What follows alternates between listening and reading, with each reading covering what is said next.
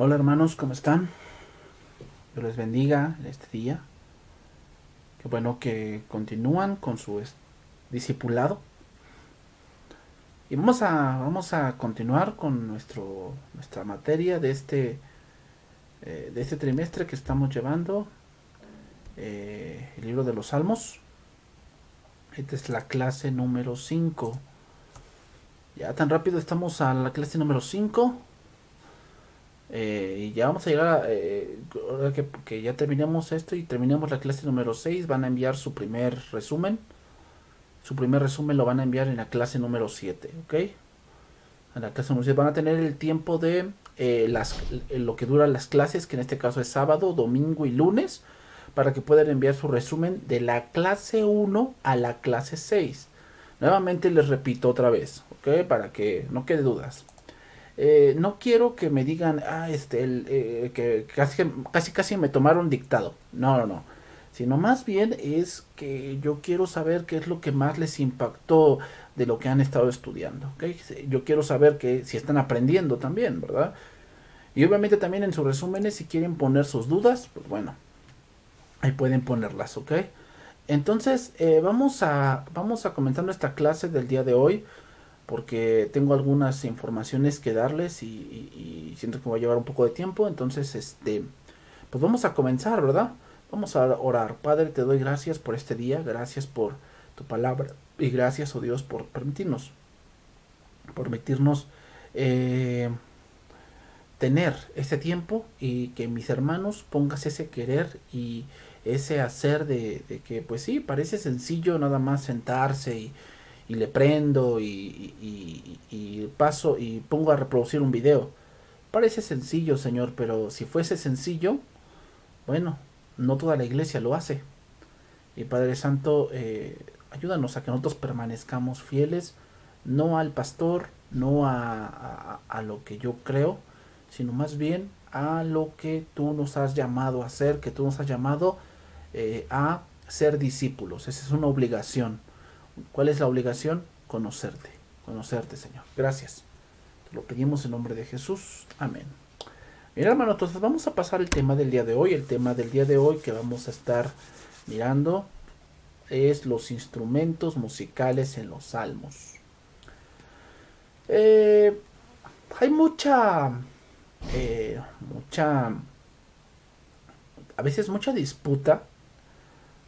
Yo he estado en ellas, en algunas, de que si se debe tocar, si es una falta de respeto a Dios, que los instrumentos fueron inventados para seducir al ser humano caído y por eso no se deben de utilizar, y en ciertas partes cuando son reuniones muy solemnes no se deben utilizar cantos, cosas así.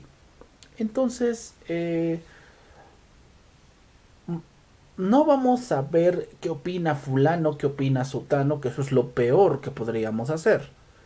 Vamos a ir a la escritura, ¿verdad? Que eso es lo importante.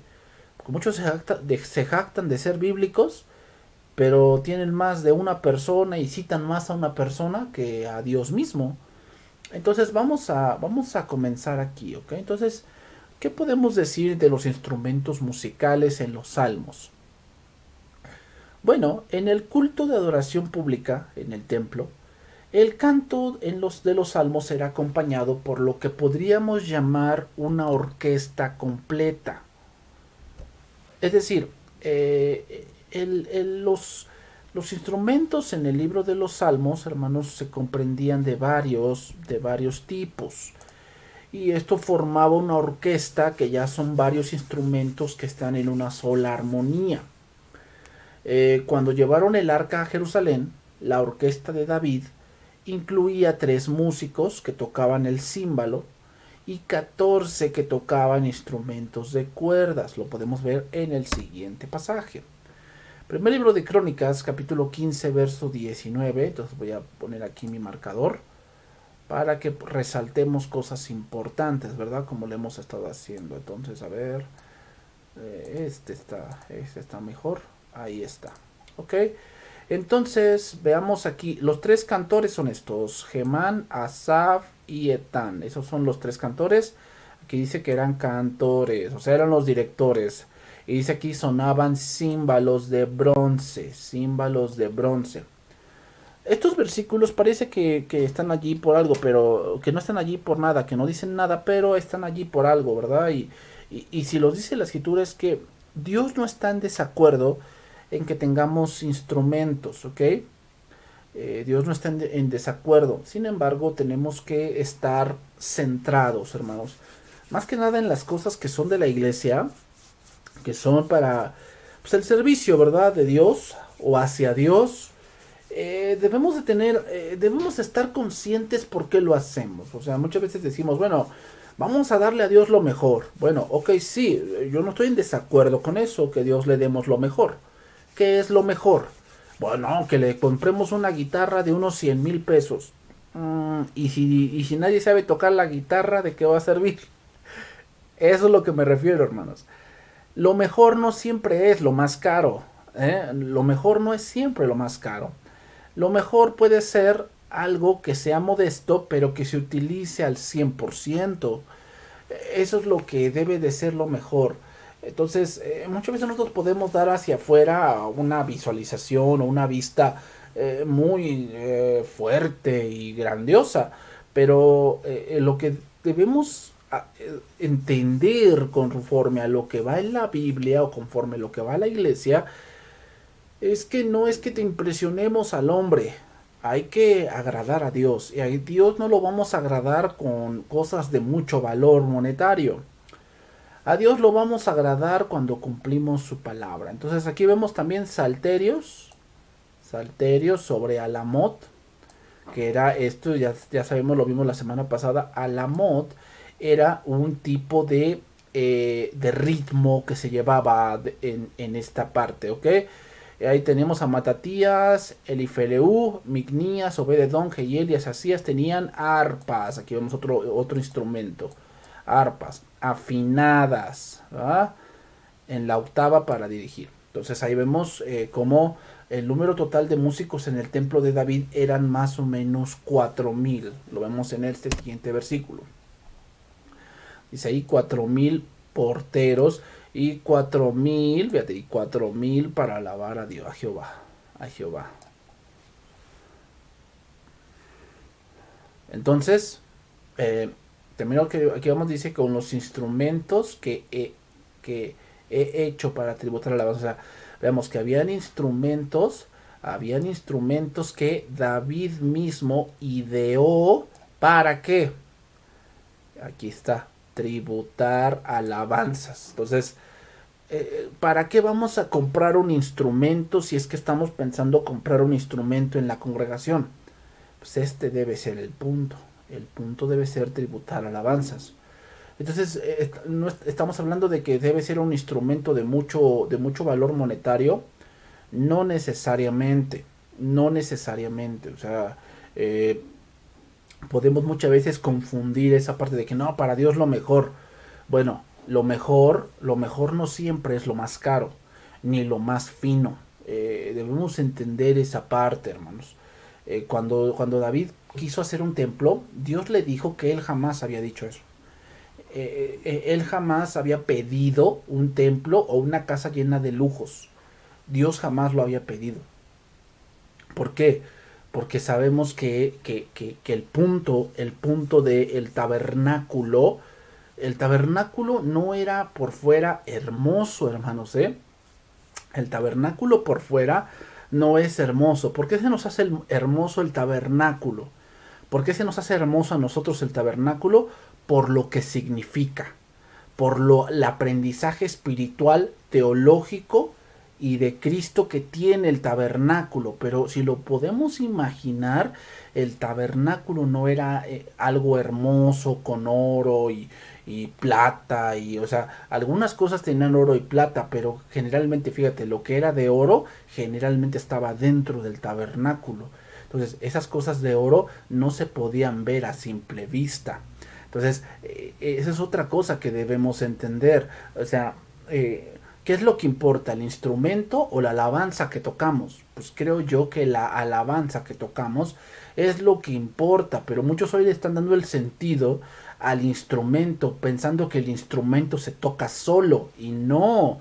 el instrumento lo toca una persona que él sí debe de tener un corazón de oro, o sea, un corazón dedicado a Dios, un corazón temeroso de Dios, un corazón rendido a Dios. Así debe de ser nuestra alabanza. Si no es así, ¿de qué sirve tener instrumentos de 20,000, 50,000, 100,000 pesos? ¿De qué sirve si el corazón está podrido? No importa eso. Entonces, quiero que entiendan esta parte. Entonces, ¿qué quiere decir? Que, no, pues entonces quiere decir que si ahorita le estoy pensando comprar a mi hijo una guitarra para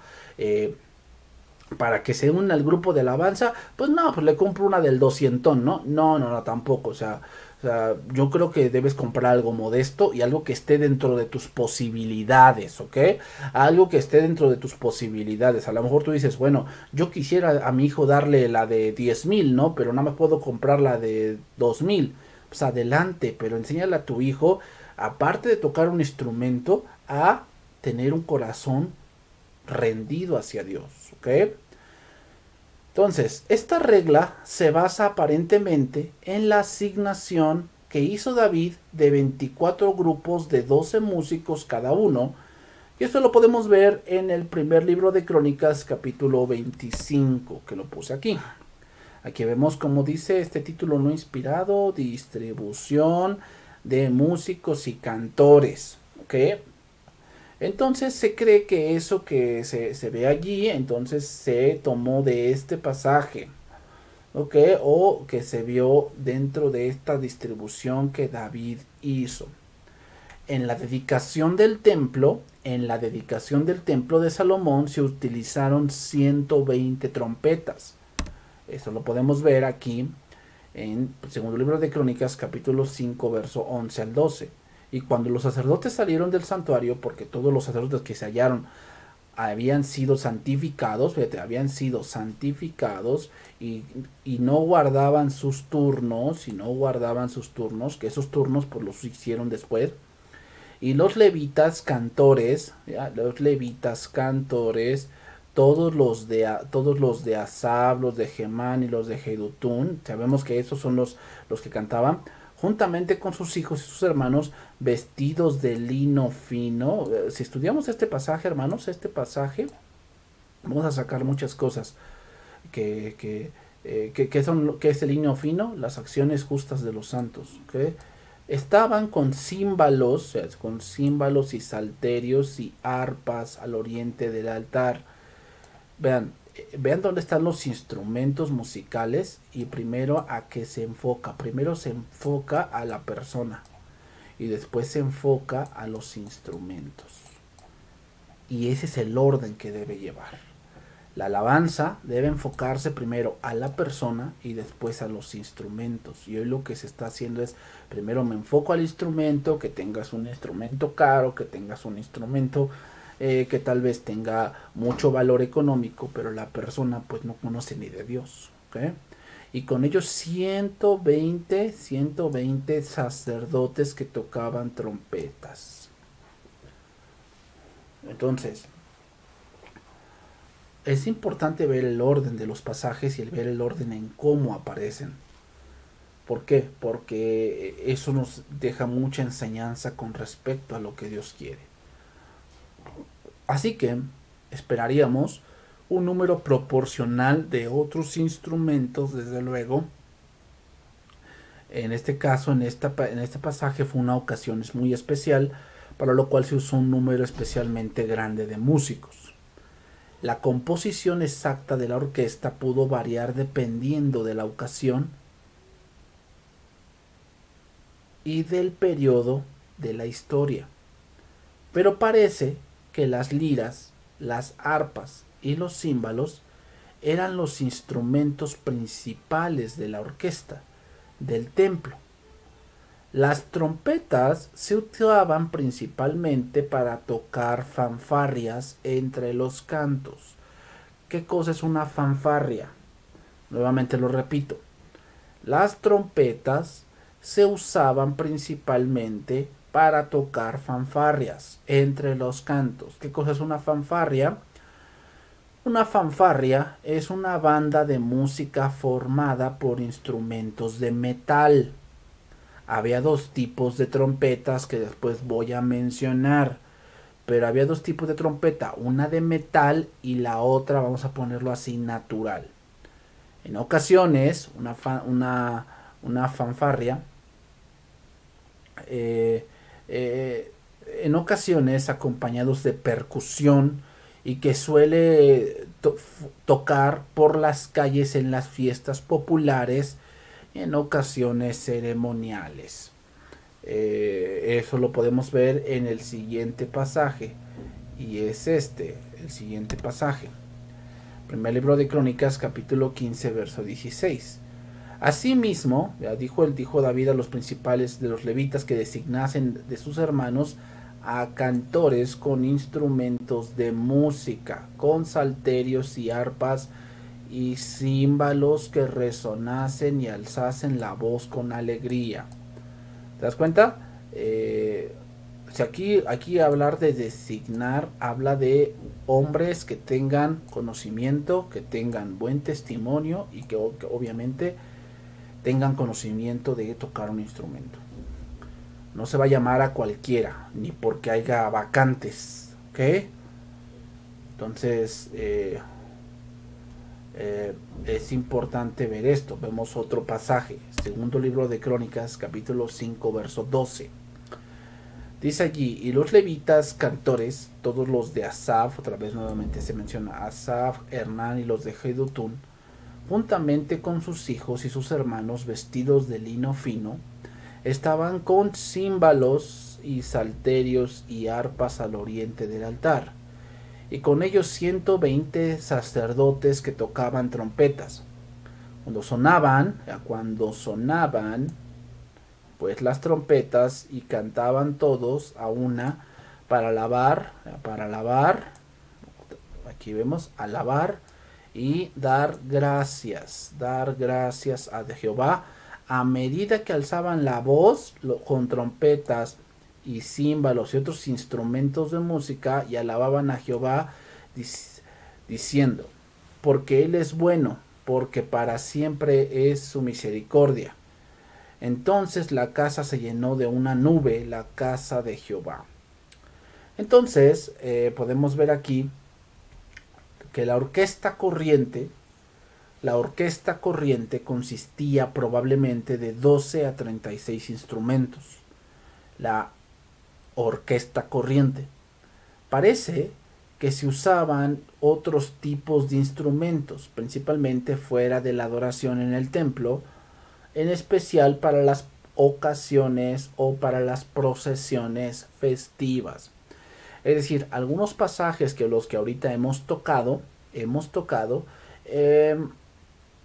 vamos a decirlo así, son ocasiones especiales, como la dedicación del templo, como traer el arca de Dios hacia donde David le había. Entonces son ocasiones especiales, por lo que podemos entender que había otro tipo de instrumentos para diferentes ocasiones, ¿ok?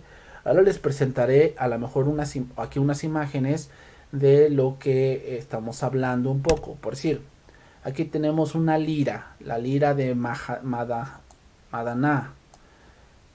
¿ok? Madaná, pues es una lira o un arpa, Los que son más del barrio utilizan más esta como que saca la lira y se refiere a una guitarra.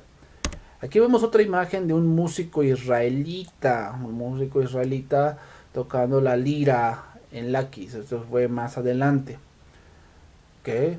Y después podemos tener aquí, vemos un músico cananeo tocando la lira de Megiddo, ¿ok? En el 1200 antes de Cristo, para que más o menos nos demos una idea de que veamos cómo es la hechura y que es muy distinta a lo que hoy conocemos, ¿verdad? Ahora vemos las trompetas. Aquí vemos una trompeta de metal y vemos la hechura, que es algo que no es tan fuera de lo normal como lo conocemos. Y aquí tenemos un cuerno de carnero. Quiero que lo vean bien, cuerno de carnero, ¿ok? O llamado también el Shofar. Ok, shofar. El shofar. Ok. Ahí podemos verlo. Ok. Ahora, instrumentos de percusión. Aquí vemos las sonajas. Las sonajas. Que eran básicamente como, aquí vemos como instrumentos donde sonaba algo que estaba allá adentro. Címbalos. El címbalo tiene que ver con un platillo, como los que a lo mejor hoy vemos en las baterías, que son de remate. Así podemos verlos, o lo que antes sonaba. Y otro instrumento más, lo que era la, aquí me faltó ponerlo, es la tof. La tof. Así se dice, tof. Que era en este caso este instrumento que se sonaba con la mano. ¿Ok? Es otro instrumento de percusión que se utilizaba y que tal vez a veces no se menciona, pero bueno, pues ahí lo encontramos y también tenemos algunos versos que hablan de ello. Los instrumentos más importantes eran los de cuerda. Los títulos de algunos salmos contienen las instrucciones sobre o en mejinón, que nos remarca este hecho de tener que son instrumentos o son algo de cuerda. ¿Ok?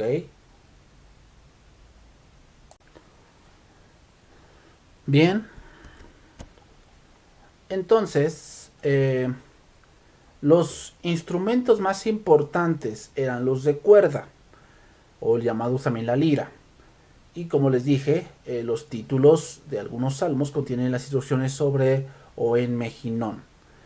Algunos salmos que tienen este tipo de inscripción son estos, por decir. El salmo número 4, veamos aquí, para el director del coro y para instrumentos de cuerda y salmo de David. Ahora, este título que vemos aquí, vean que está en la versión de la Biblia latinoamericana. Quiero que vean la versión, porque en la versión Reina Valera 60, no se encuentra este título. Entonces también eso hay que tenerlo muy en cuenta. ¿Ok? Pero vemos que este salmo, el salmo número 4, es un salmo que se tocaba con instrumento de cuerdas, es decir, con una lira. Otro ejemplo de esto es el salmo número 6, que también dice ahí, para el director del coro,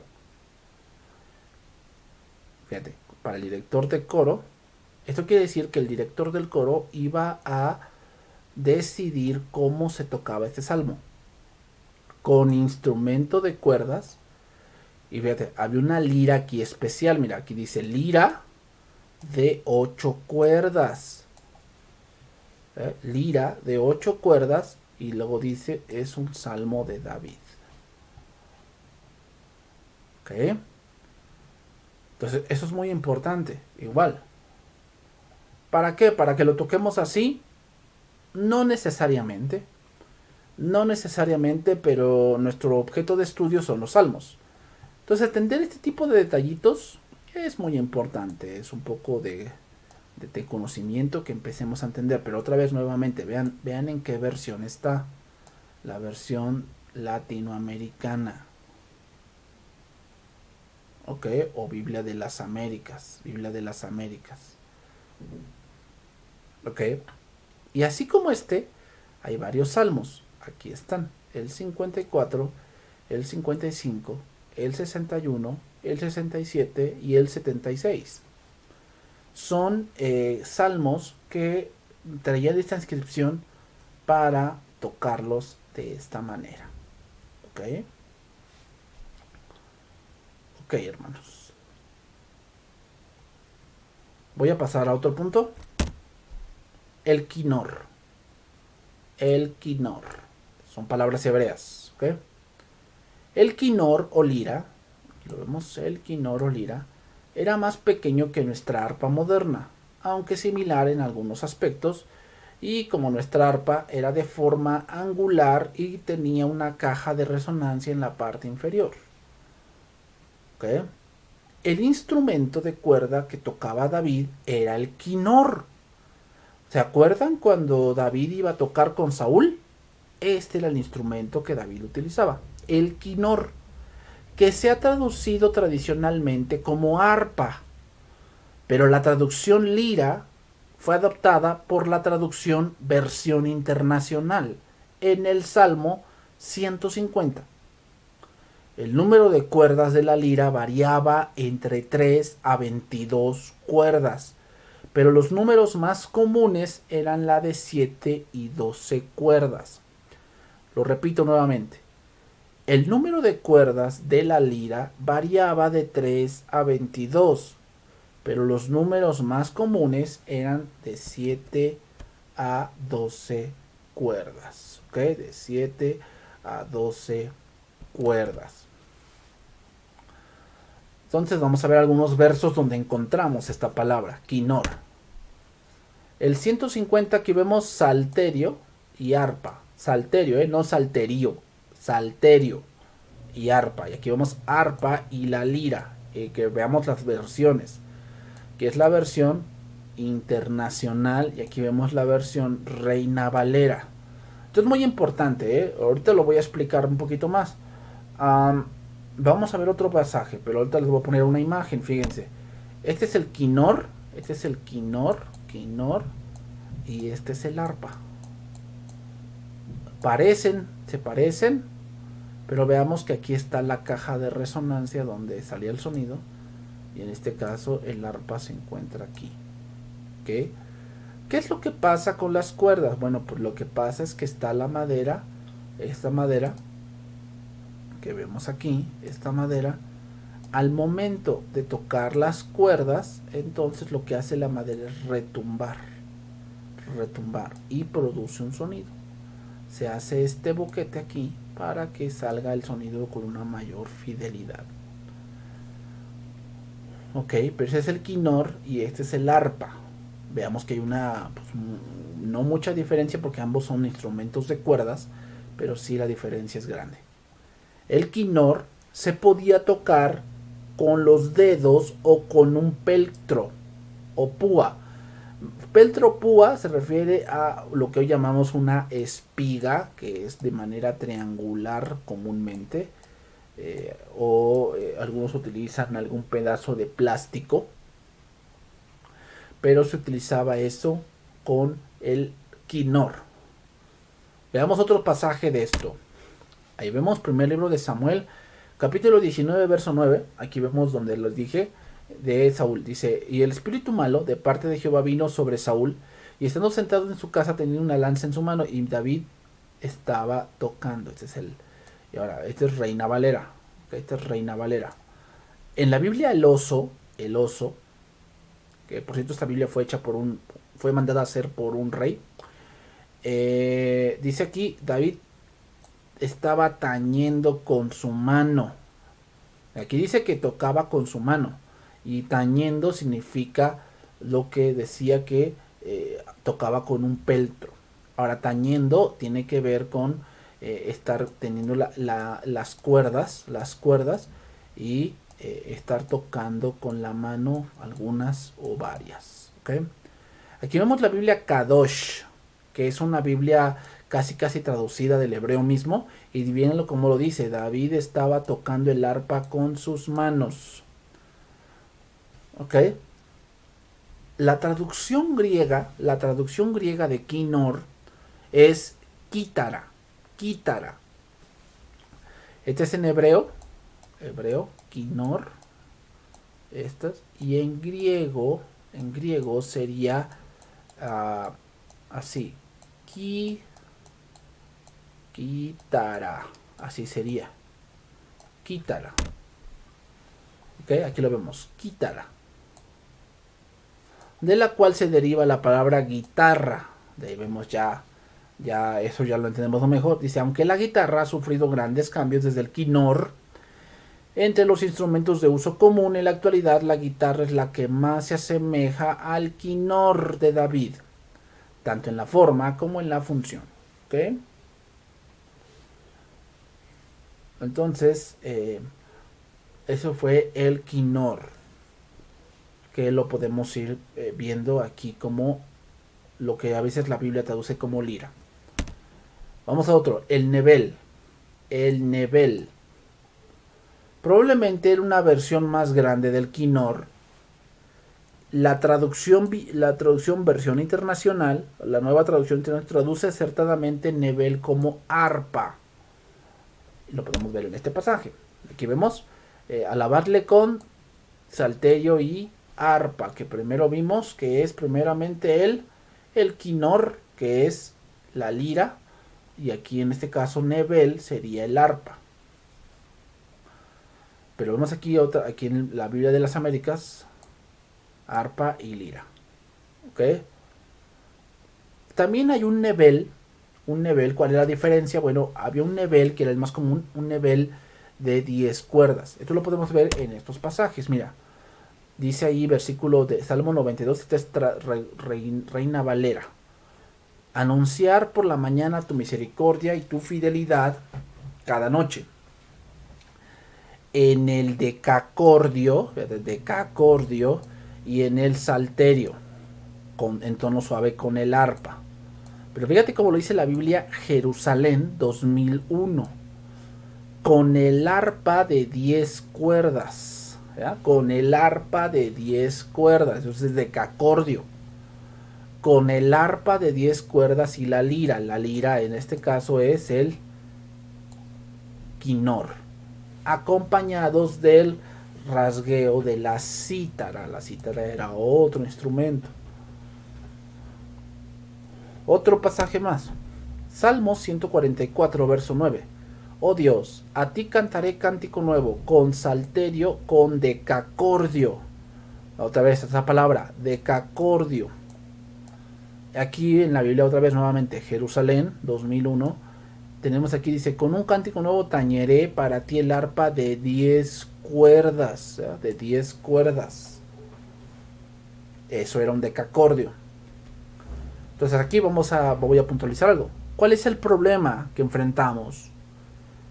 Bueno, las traducciones que ahora circulan como la nueva versión internacional, que no conservan perfectamente la distinción entre un nebel y un quinor. ¿Por qué utilizamos en especial? Yo siento que ustedes se han dado cuenta que yo utilizo muchas versiones. ¿Por qué? Bueno, porque podemos saber el significado de una palabra con un diccionario hebreo. Y eso está bien. Podemos saber el significado y muchas acepciones y es decir esto. Pero ¿cómo conjugar ese verbo? ¿Cómo conjugarlo? O sea, cantar, cantaré, cantó, cantaremos, ellos cantaron, yo canté. Entonces, ¿cómo saber la conjugación correcta de ese verbo? Yo sé lo que significa, pero ¿cómo lo conjugo? Bueno, para eso están los lingüistas y para eso están las diferentes versiones de la Biblia. Yo sé que hay algunas versiones más fidedignas que otras, ¿ok? Pero el tener un panorama más amplio con diferentes versiones nos va a dar un acercamiento de lo que en verdad quiere decir ese verso. La función de tener varias traducciones es la función de llegar a lo más cercano posible a lo que ellos quisieron decir. Hoy en día nuestro español, y ustedes saben que el lenguaje va evolucionando.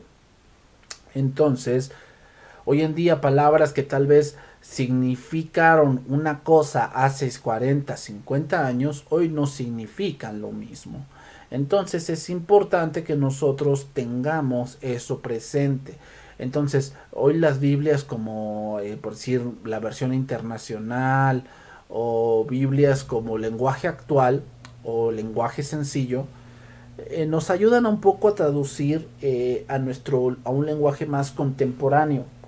¿ok? Pero el problema con ese tipo de traducciones es que omiten ciertas palabras porque tal vez no hay en un lenguaje contemporáneo el cómo describirlas. ¿Por qué? Porque hay cosas que están en desuso y cosas que ya no existen, ¿ok? Pero es bueno, hermanos, que tú tengas en tu repertorio pues por lo menos unas 10 versiones. Por lo menos la Biblia, palabra de Dios para todos, lenguaje actual, traducción viviente, la Biblia Reina Valera 1909, que esa es la más cercana al original, ¿ok? Obviamente la Reina Valera 60, que es la que nosotros utilizamos más. Que tengas la Biblia también, la Biblia Martín Nieto, esa Biblia también es muy buena. La Biblia Torres Hamat también es buena, pero tiene algunos errores. ¿Qué otra Biblia te podría decir? Dios habla hoy también es muy buena. ¿Ok? Entonces sí es importante que si tú vas a estudiar un poco la Biblia tengas un poco de traducciones también a la mano. ¿Por qué? Porque hay muchas cosas que a veces en unas traducciones se omiten. Entonces, por decir, vemos aquí que hay palabras que como que no concuerdan hasta en la Reina Valera. Como por decir salterio, que es Nebel, pero en versión internacional es decacordio. ¿Ok? Por decir, aquí vemos este pasaje, mira. Aquí vemos Reina Valera, decacordio. Versión internacional, decacordio. Y vemos en la Biblia Jerusalén, arpa de 10 cuerdas. Creo que eso se entiende un poco mejor. Tú escuchas decacordio y a mí se me hace como yo me imagino como un violoncello. Decacordio, me imagino como esos que utilizan mucho las bandas gruperas, ¿no? Un acordeón, ¿no? Cuando escucho decacordio, pero ya esta versión, Jerusalén, y también la versión Palabra de Dios para Todos, también habla de un instrumento de 10 cuerdas. La confusión crece cuando las dos traducciones dan arpa para quinor en muchos textos. De esta manera, las dos versiones fallan por no diferenciar entre estos dos instrumentos de manera consistente. Por eso es importante que tengas varias versiones. ¿Por qué? No para que te sientas Juan Camaney, sino más bien porque, como te lo dije, podemos saber lo que significa una palabra, pero cómo se adapta al texto, esa es otra cosa. Y entonces los lingüistas pueden ayudarnos en cómo aplicar ese verbo que estamos investigando o que estamos tratando de conocer a qué hace referencia, ¿ok? Si nosotros pusiésemos el verbo manejar en un libro y volviésemos al pasado y se lo entregásemos a Abraham, él al escuchar ese verbo manejar no lo entendería. ¿Por qué? Porque en su tiempo no hay autos. Entonces como que él se imaginaría algo. ¿Quién le ayudaría en eso? Un lingüista. Le diría, mira, se aplica de esta manera en tu tiempo. Entonces, eso es lo que queremos lograr cuando tenemos varias traducciones, hermanos. Eso es parte de tu estudio. Parte de tu estudio te di algunas herramientas para que tú sigas estudiando la Biblia. Ok, vamos a otro. El shofar. El shofar. ¿Qué podemos decir del shofar? Bueno, el shofar algunas veces se traduce como bocina. Bocina. ¿Ok? Y veamos este versículo. Dice ahí, alábenle a son de bocina. A son de bocina. Alábenle con salterio y arpa. Esa es Reina Valera. Aquí tenemos versión internacional. Aquí ya dice con sonido de trompeta. Pero ve la versión Jerusalén. La versión Jerusalén dice al toque de cuerno. Cuando escuchamos aquí trompeta, recordemos que hay dos tipos de trompeta. La trompeta de metal y la trompeta animal. ¿A cuál de las dos trompetas se hace referencia? Esta versión nos está diciendo, esta versión nos dice que pertenece a esta, a la versión animal, porque dice toque de cuerno. Pero en ocasiones también se traduce como sonido de cuerno, como lo vemos ahí. Sonido de cuerno. Y aquí vemos, mira, en la versión oso, fíjate cómo lo dice, a son de shofar. Ya entendemos más. ¿Ok? ¿A qué se refiere con a son de shofar? Veamos otro pasaje y comparemos las versiones distintas. Veamos aquí. Salmo 98, versículo 6. Aquí tenemos versión Reina Valera. Y sonidos de bocina. Aquí trompetas y sonidos de bocina. Entonces ya entendemos aquí que bocina no se refiere a que montes tu sonido, ¿no? Sonido Polymarch y no sé qué. Sonido Los Ángeles de Jesús o sonido celestial, ¿no? Sonido celestial. No se refiere a esa bocina. Se refiere a un tipo de bocina. Aquí vemos, dice, al son de clarinetes y trompetas. Aquí la versión internacional. Pero ahora vamos a la versión Jerusalén. Dice aquí, al son de trompetas y del cuerno. Entonces, lo que nos está diciendo es que estas se refieren al metal. Y estas se refieren al animal. Aquí vemos la versión oso, que pues, obviamente esta versión dice con trompetas y al sonido de shofar. Esta versión nos quita completamente la duda de a qué se está refiriendo. ¿Ok? Entonces voy concluyendo esta clase. Concluyó. El shofar parece que se usó solo para indicar trompetazos porque con él no se podía tocar melodías. Entonces, a ver, voy a decir algo aquí para ir concluyendo esta clase. Yo se los expliqué la semana pasada y se los voy a volver a explicar hoy. El shofar sacaron dos vertientes. Una que es de cuerno de, como lo dice acá, como lo dice aquí, a ver, un cuerno de carnero, ¿okay? Cuerno de carnero, y el otro es un cuerno de venado. ¿Cuál es el vamos a poner, cuál es el bíblico? Cuerno de carnero. Vemos a gente, el cuerno de carnero es pequeño, ¿ok? Es un cuerno pequeño. Ese es el cuerno de carnero. Y se utilizaba, lo vemos, todo lo que comprende en las escrituras, de bocinas o trompetas de carnero se refiere a este. El cuerno de venado es un shofar largo. ¿Okay? Es un shofar largo. Y creo que ustedes lo han visto.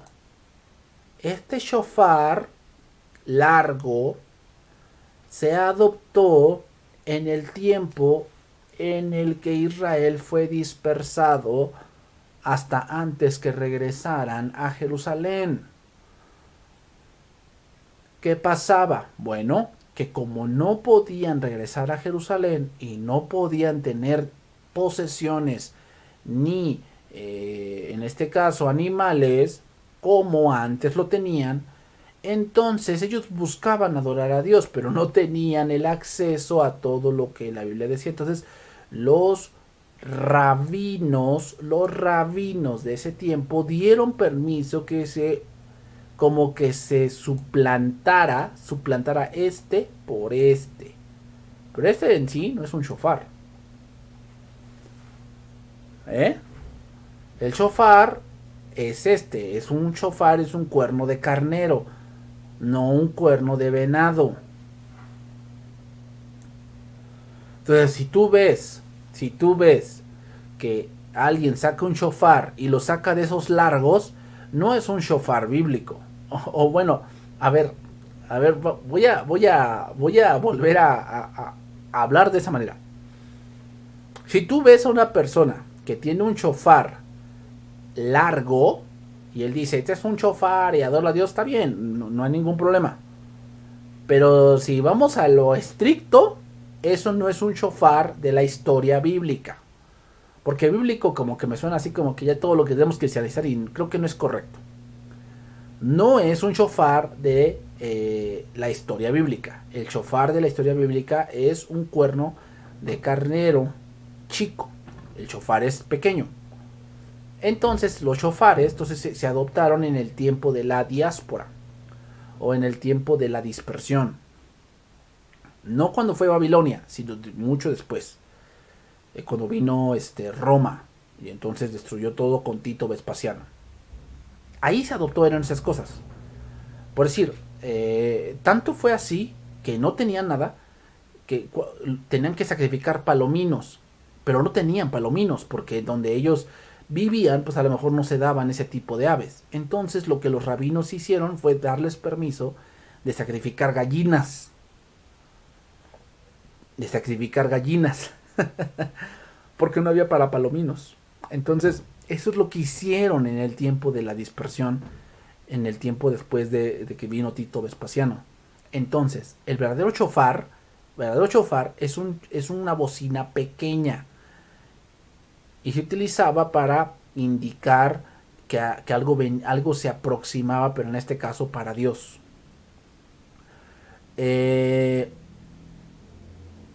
El shofar largo ese se adoptó después y no es el shofar de la historia bíblica. Tú dices, bueno, entonces, ¿podemos utilizarlo o no? Obviamente que sí, se puede utilizar. Ya lo expliqué al principio de esta clase. No se trata del instrumento, hermanos. No se trata del costo o de todo lo que podamos decir que hay para Dios lo mejor. Yo estoy de acuerdo que para Dios lo mejor. Pero lo mejor empieza en el corazón. No empieza de afuera para adentro, sino de adentro para afuera. Esto entiéndanlo muy bien. ¿Okay? A Dios no le va a importar que tu set de música sea de 500 millones de pesos. A Dios lo que le va a importar es que la gente que está tocando allí entienda a quién le toca. Y eso vale más que todo el dinero que podamos gastar. Bien, hermanos, aquí le vamos a dejar en este día. Dios les bendiga. Nos vemos la siguiente clase. Adiós.